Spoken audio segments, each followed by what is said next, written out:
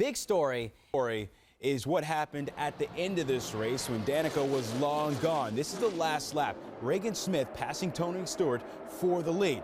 Some bumping going on. All right, nothing unusual there, but this is unusual. Smith's car goes sideways. Brad Keselowski involved in the wreck. Tony Stewart squeaks through for the win. But we got to look at the replay here because it is serious. The rookie, Kyle Larson's car, gets thrown into the protective netting. He loses his whole front into the stands. Okay, so the front of the car is gone through the protective netting. You see the car right there. It's Kyle Larson trying to get out. He's a rookie, remember. Justin Allgaier, Alex Bowman, Regan Smith, all involved in this thing. Larson losing the engine into the grandstands. There were some injuries there. We're not sure what they were at this point. So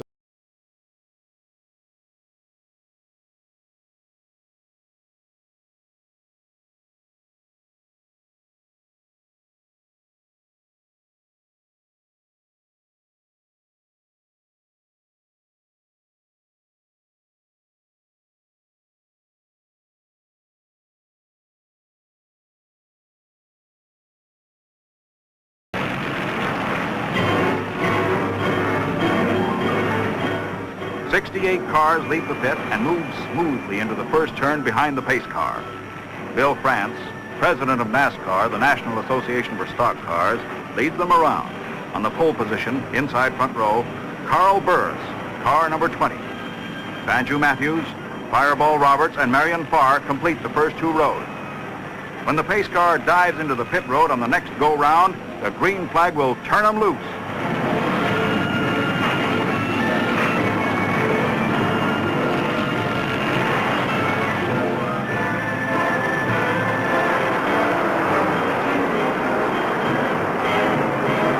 Moving smartly out of the long first and second turn, they reached the backstretch of the 2.5-mile speedway completed only 1 year ago. They're moving faster now, riding higher on the 31-degree bank turn, designed for speeds of 200 miles an hour. The pace car's off the track. Here they come. They're racing. Banjo Matthews grabs the lead. Fireball Roberts right behind him as they climb the bank into the first turn.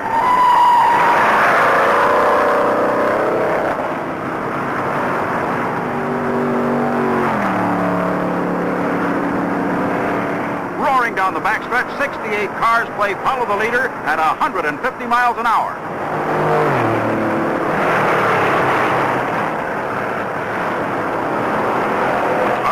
Turn, end of lap 1. The leader's at record speed, but the rest of the field is in trouble back in the fourth turn.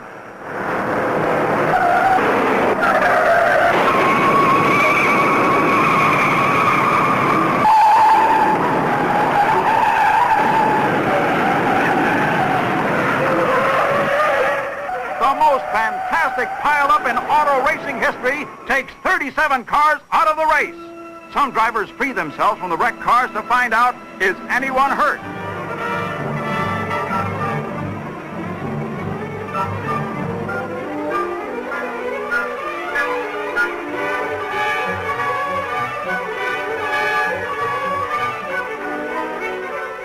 There's a serious threat of fire.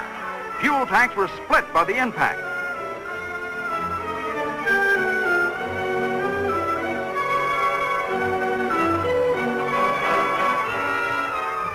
All drivers accounted for, only 8 of the 37 drivers suffered even minor cuts and bruises.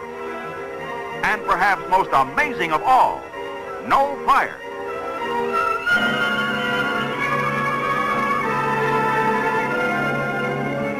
Roll bars, crash helmets, seat belts, and Lady Luck saved lives this afternoon.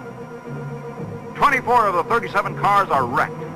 12 are totally demolished. The others are moved to their pits for quick repair, if possible.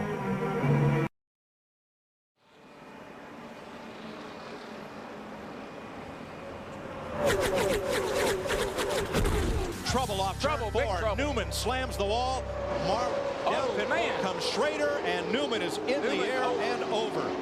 Ryan Newman, last year's Rookie of the Year. The rear end ripped from the car. Look at that thing lift up, Larry. Just takes off like an airplane. That's 3,400 pounds, folks. Just lifting up in the air like a feather. And the right rear wheel digs into the dirt and tears the whole rear end loose from the car. Yeah, if the tire hadn't come off of the wheel, it probably wouldn't have turned over like that. But once the tire came off and it dug in and flipped it. Let's watch her here and see what happens. Oh, Kenny Schrader got out of control, got into him. Oh, that's what happened, Mike. His right rear tire came off. Car goes airborne. Then when it hits the ground, it digs in and just rips it apart. Look at that Dale Jarrett's car. Wow. What a sight to see out your windshield. There you see Ryan Newman right there. Oh, yeah, he waved to the crowd. All right, buddy. What a ride.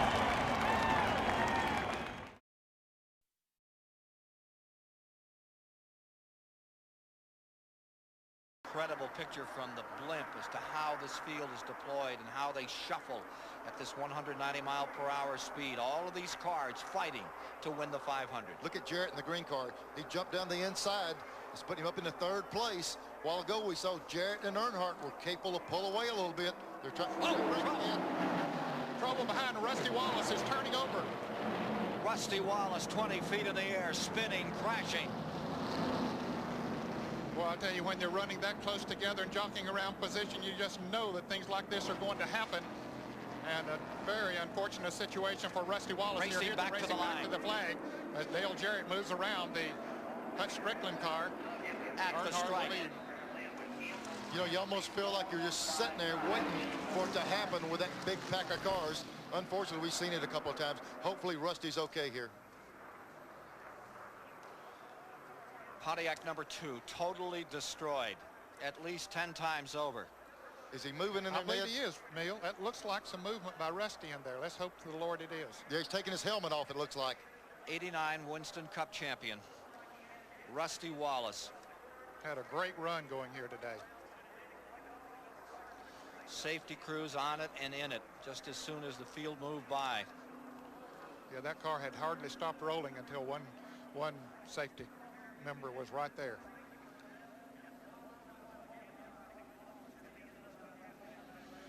Crew chief has called in and has said that Rusty Wallace says, I'm okay. Oh, that's great news. Thank goodness. I tell you, it attests to these cars. We say it over and over again. But when something, we see what happened with Davey in this. Here we go. Let's see what happened on this thing.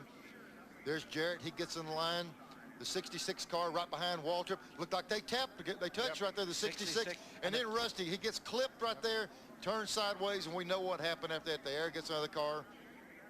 Yeah, it looked like the 66 and the 30. Look at Rusty's car, how high in the air.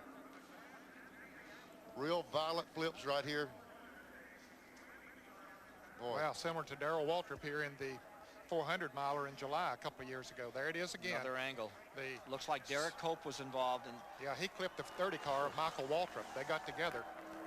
And as you watch that, it reminds me a bit of the late Connie Saylor, who passed away just a week ago. Remember when he sailed down the backstretch, Ned? What a great racer he was, and died of cancer this past week. But he had an incident similar, except he went the whole backstretch upside down.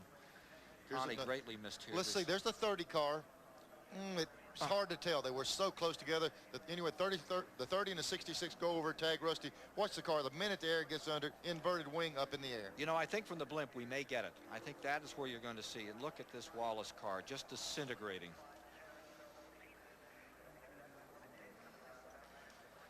As it settled, he said, I'm okay. And the roll cage held up in that car. Yeah, he got tagged. You can see it from the blimp. Yep. The 66 coming across on the 30. It catches the number 2. Frightening crash. Yeah, and they said the minute the car stopped, Rusty hollered, I'm okay. So he knew he needed to call those guys. He's walked to the ambulance. We're in Jeff Bodine's car now as he goes through there. He said, I got by that one, accepting that a big piece of debris off of Wallace's car hit him right in the top of the windshield. Looked like the front windshield out of Rusty's car went right over Bodine. turns them to junk in a hurry, doesn't it? And again, remarkably, they walk away. From a rocket ship. There he was, walking to the ambulance. The 1989 Winston Cup champion, Rusty Wallace, walks away